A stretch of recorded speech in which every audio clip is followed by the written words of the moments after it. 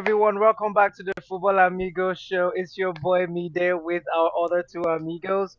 Yes, we are back, ladies and gentlemen. We missed you all.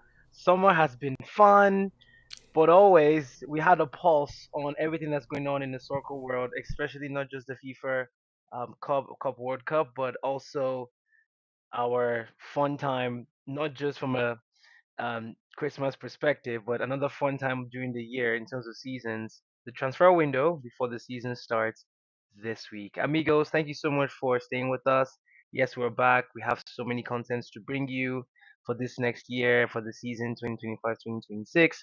Before we jump into our transfer review and game predictions for week one, let me introduce you to our other amigos for the show.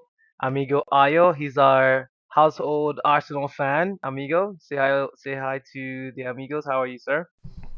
I'm doing great, Midday. Glad to be back.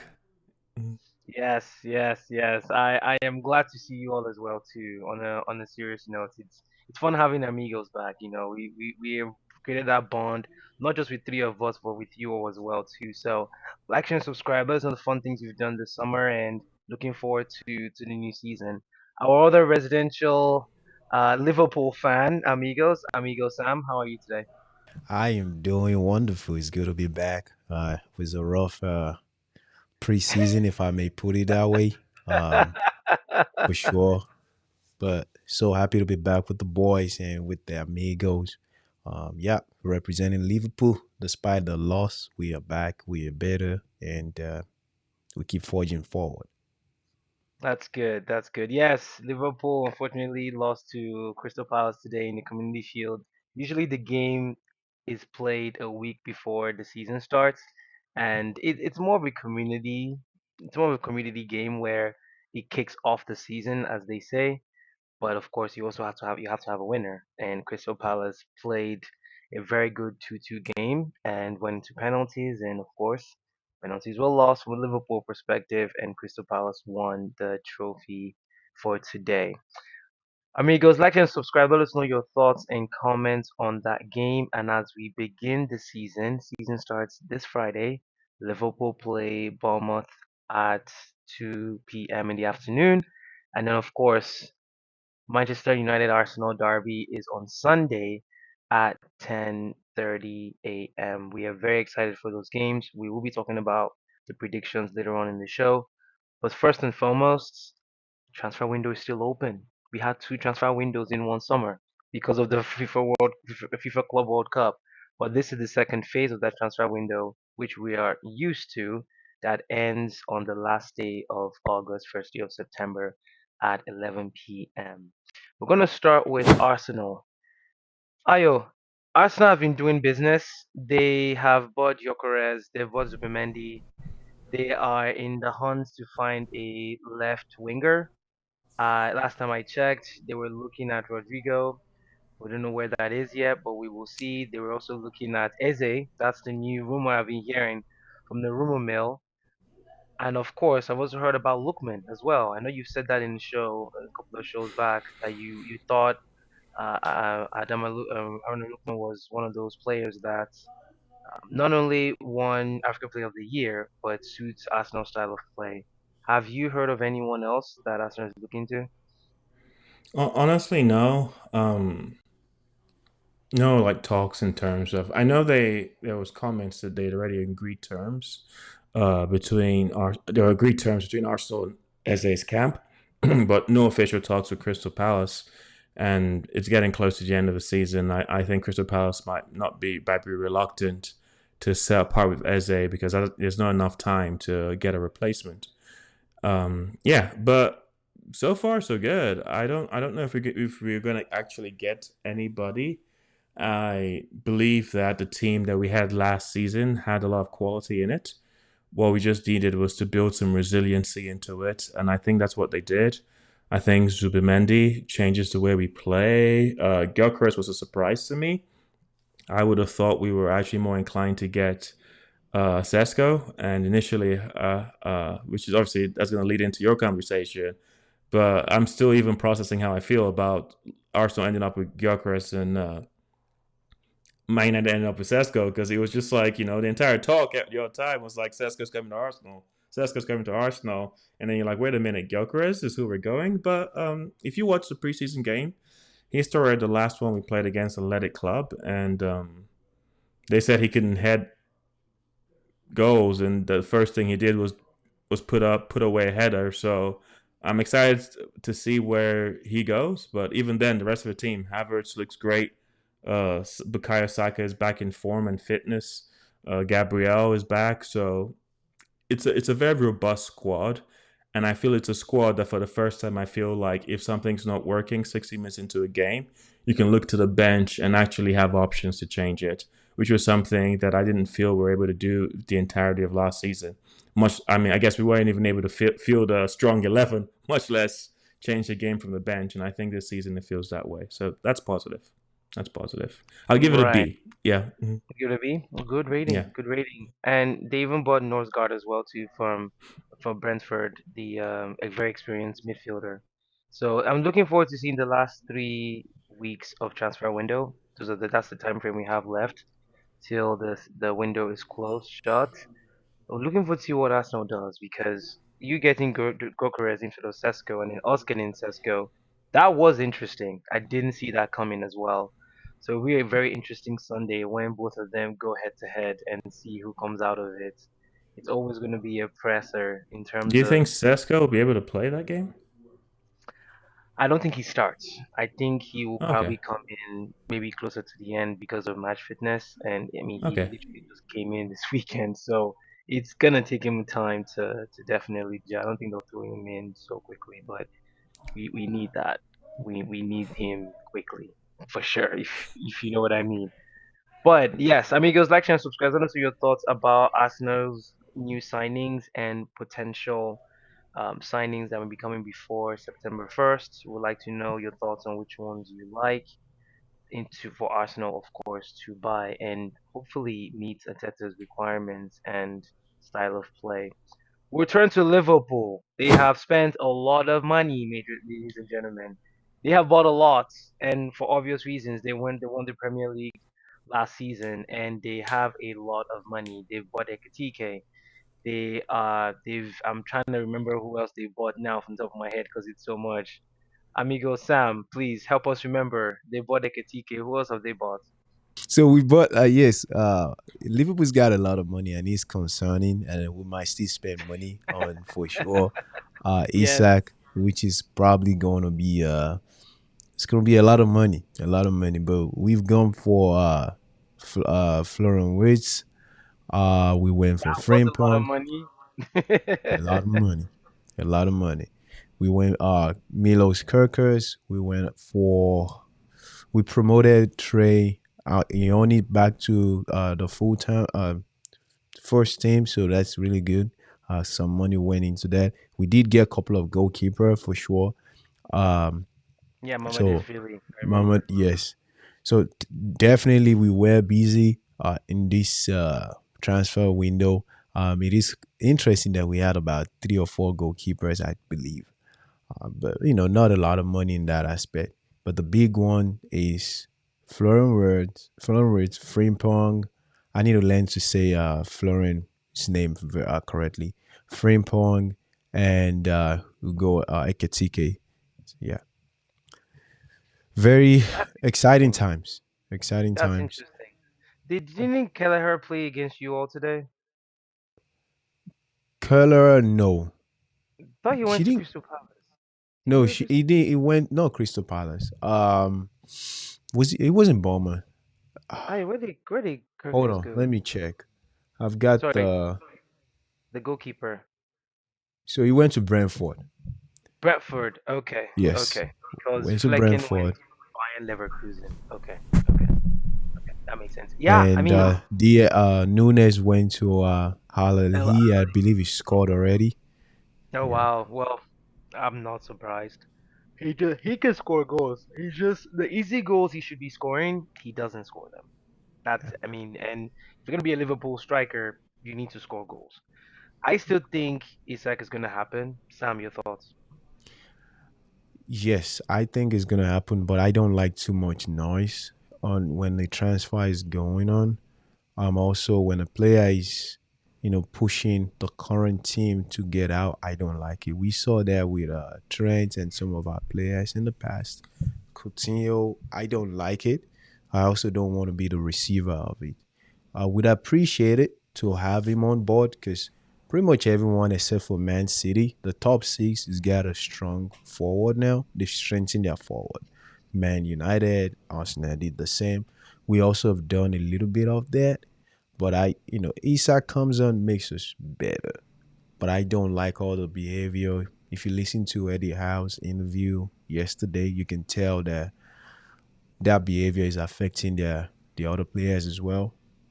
Just if you want to leave, leave respectfully. If the club says no, don't start showing up late to training. Don't start doing all of those things. So that's just my thought. But I want to see it happen, but I don't want the noise and all the arrogance behind it. Hmm. Interesting, interesting. I think those purchases for Liverpool are very impressive. It shows the clubs has ambition. It shows that they want to not just dominate the Premier League, they want to push the envelope even more from a Champions League standpoint. And when you've won the Premier League, we have some of all of that money with the coach they have and the team they have.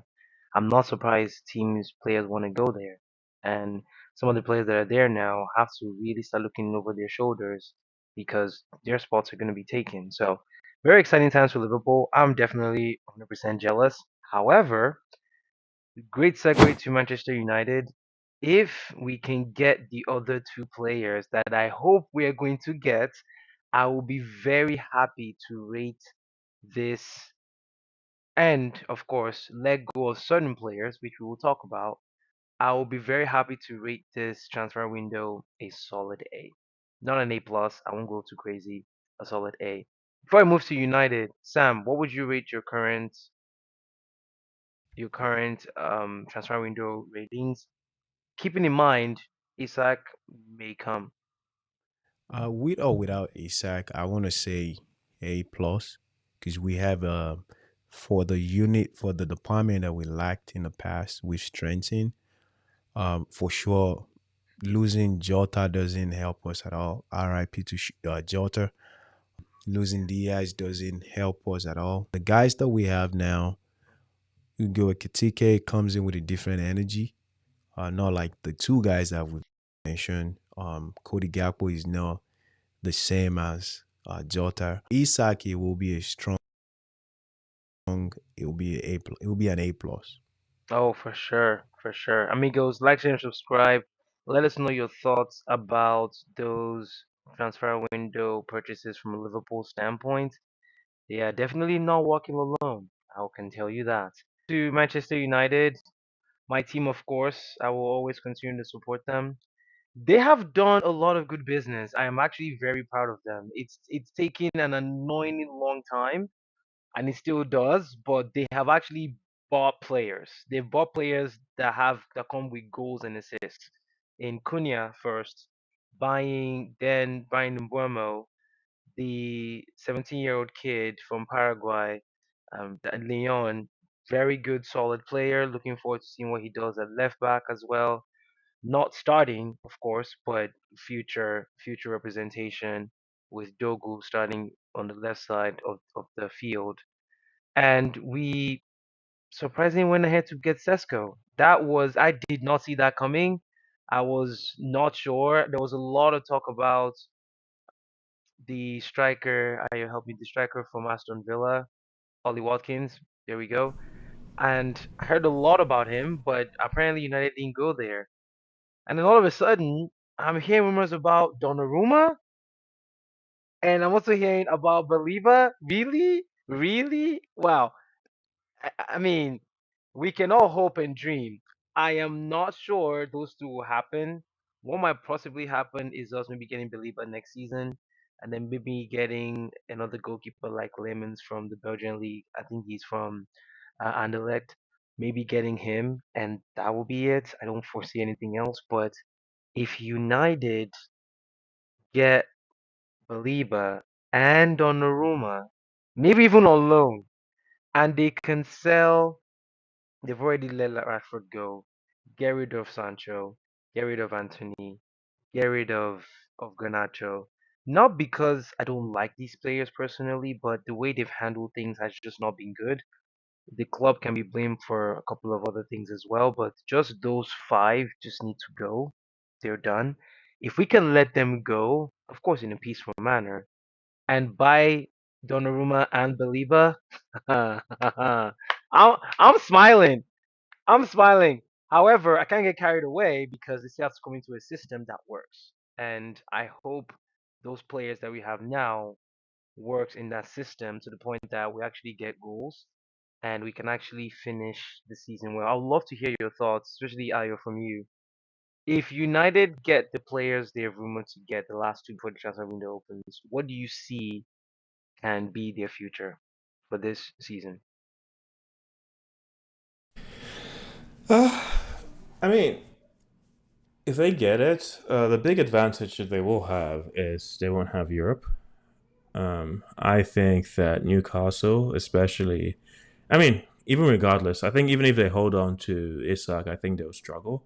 So I think they'll drop out. Crystal Palace, I think, is going to go from strength to strength. However, I don't see them taking that. Then you go up, and that's Arsenal, that's Liverpool, that's Chelsea. Um, Man City, I feel kind of weird about still. Yeah, But they bought too. They They're quietly quiet. bought a lot yeah, of Really good quiet. no, players. no, no, no, no, no, no. I mean, like they might be in trouble this season still. Oh yeah. October. Yeah, We'll know in October. We'll know in yeah. They, October. because they've lost Rodri till September, That's true.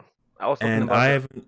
115, but go ahead. Yeah, I haven't seen anything in the transfer market that has addressed the holes that appear when Rodri's not playing, and but Nico we'll Rodriguez. see. Sorry. Nico Rodriguez. Is he any close to? No. Okay. No, All right. yeah, All right. We move on. yeah, We move he's fine, but we'll see. We don't know yet. So I think it'll be difficult to say like Man United will get into Champions League, but I think they have enough to compete for Europe. I think the minimum will be to set what's it called sights on at least the Europa, and then see if a cup can, because a cup is a cup. You can beat on. anybody for that. Mm-hmm. In terms of how like their transfer business on the forefront, it's very impressive. Cunha is a very intelligent player, very mercurial. So we'll see how that goes.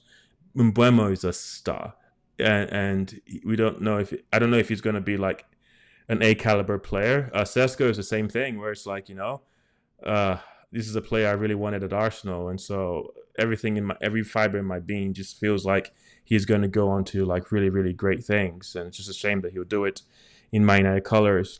But one thing I will say is that I don't feel like they addressed the key issues, which is the holding midfielder and their wing backs. I would have expected, like, whenever I started hearing Liverpool for going for players like Kirkus, like Frimpong, these are players that I thought that Man United should have been really, really trying to get. Like, there's that player in Crystal Palace, Munoz, Mm-hmm. I who I would I plays would as a have wing. wanted to get him.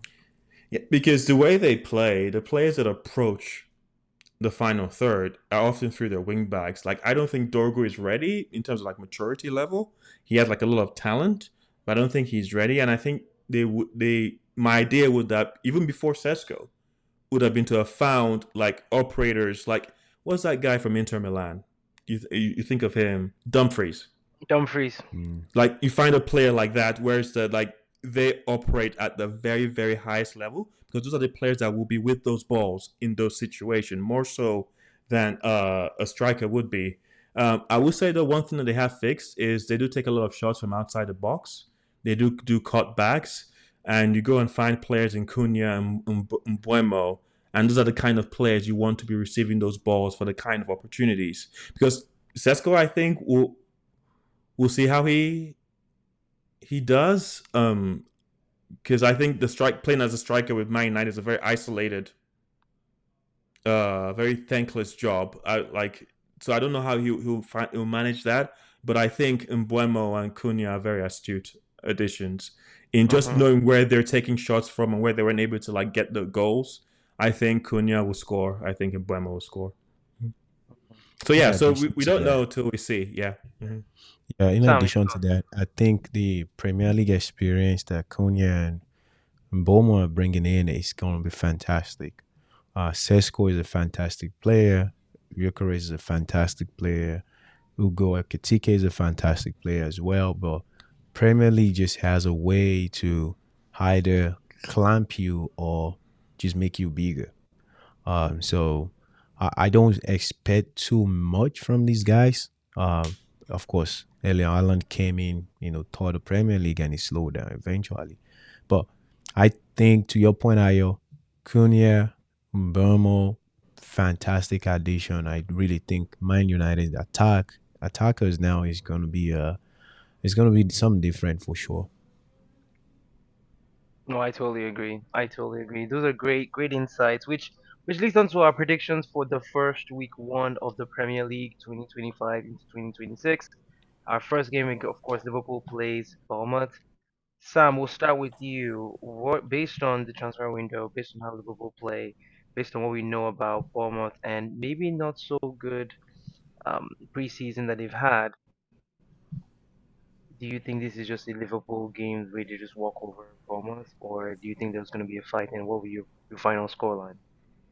I will be surprised if they have 30% or 25% ball possession.